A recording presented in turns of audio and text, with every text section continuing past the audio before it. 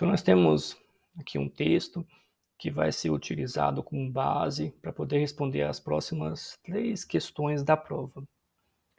Primeiro, vamos entender o que está pedindo. E diz: para falar e escrever bem, é preciso, além de conhecer o padrão formal da língua portuguesa, saber adequar o uso da linguagem ao contexto discursivo. Ou seja, temos a língua portuguesa formal, vamos colocar assim, correta, e temos situações do dia a dia, que nós vamos usar a linguagem de uma forma ou de outra. Ok. Para exemplificar este fato, seu professor de língua portuguesa convida-o a ler o texto. Aí, galera. Então, abaixo temos esse texto, né, de Luiz Fernando Veríssimo. No texto, o autor brinca com situações de discurso oral que fogem a expectativas do ouvinte. Ok. Temos um texto, que é o Aí Galera, de Luiz Fernando Veríssimo. Perceba, esse texto ele foi produzido, no caso, é publicado no Correio Brasiliense. O Correio Brasiliense ele é um jornal. Agora, olha esse texto, Aí Galera. Ao ler esse texto, vocês imaginam que esse fato realmente aconteceu ou não? Hoje, com a digitalização dos meios de comunicação, provavelmente esse tipo de texto não está sendo tão utilizado, tão lido, foge um pouco do habitual. Mas, basicamente, isso aqui é uma crônica, que é um texto mais curto, já fácil compreensão. Isso não aconteceu, no caso, é uma situação fictícia. E é um texto que tem um propósito, fazer uma análise crítica de uma situação, ou ter um teor de ironia, um sarcasmo. Então, essa é uma crônica, ok? Vamos ler essa crônica para poder entender, mas tenha em mente que a questão ela pede algo importante.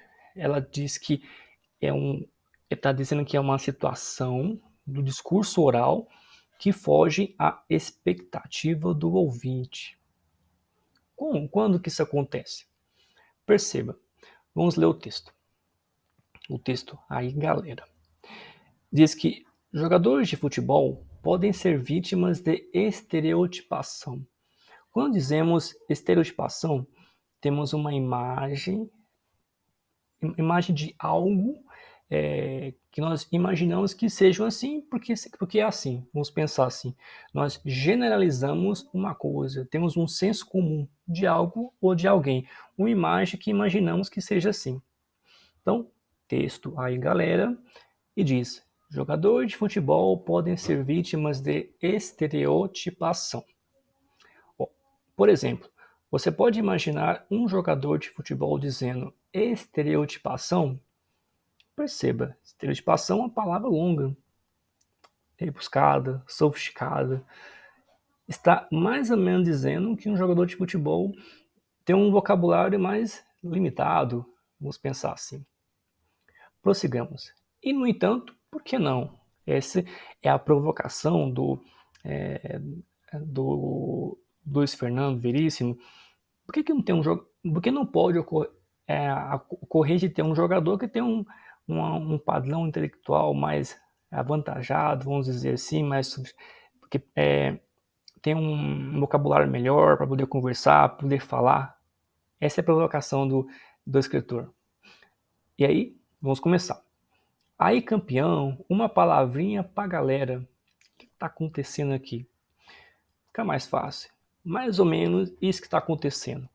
Temos um jogador de futebol, temos aqui um repórter que vem entrevistar esse jogador. Que aí diz: aí, campeão, uma palavrinha pra galera.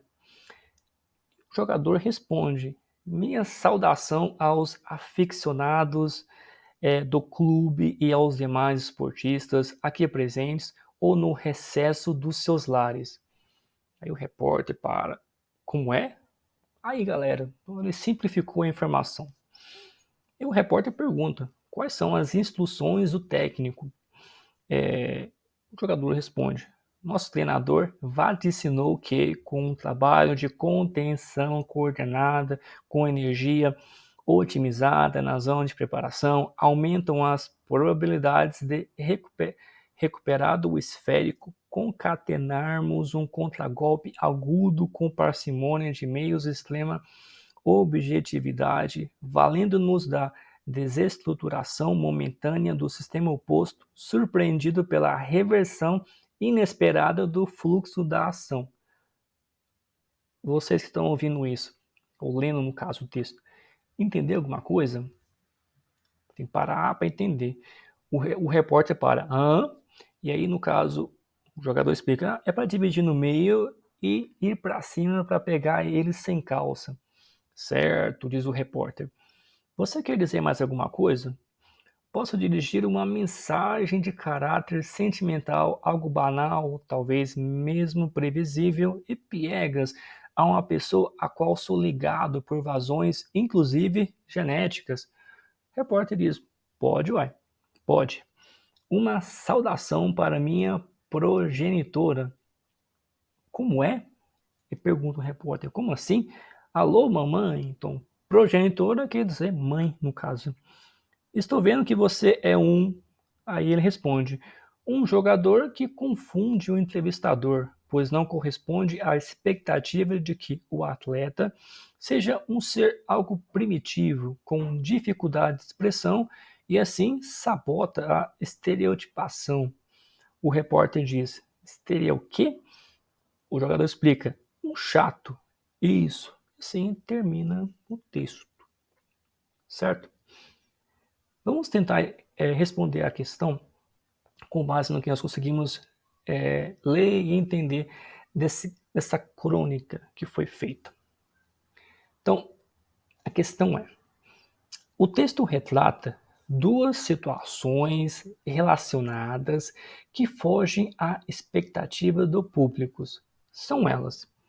Então, temos a questão A, temos aqui A, B, C, D, E, 5 alternativas. Vamos ver qual delas é a correta. Primeira delas,